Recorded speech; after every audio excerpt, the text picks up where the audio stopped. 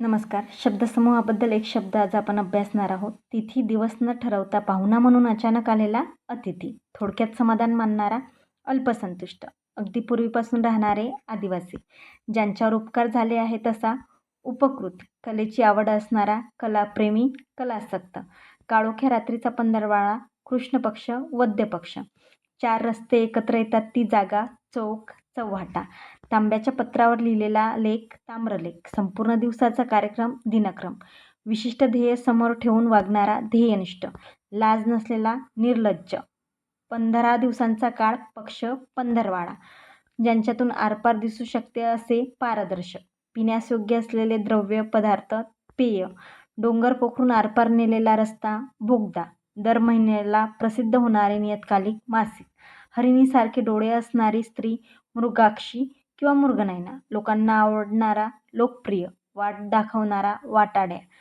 दगडावर केलेले कोरीव काम, शिल्प, सत्यासाठी झगडणारा, सत्याचा आग्रह धरणारा, सत्याग्रही, स्वतःच्या इच्छेप्रमाणे स्वैरपणे वागणारा, स्वच्छंदी, आठवड्याने प्रसिद्ध होणारे नियतकालिक, साप्ताहिक, देशासाठी समाजासाठी आपले प्राण अर्पण करणारा, हुतात्मा. धन्यवाद.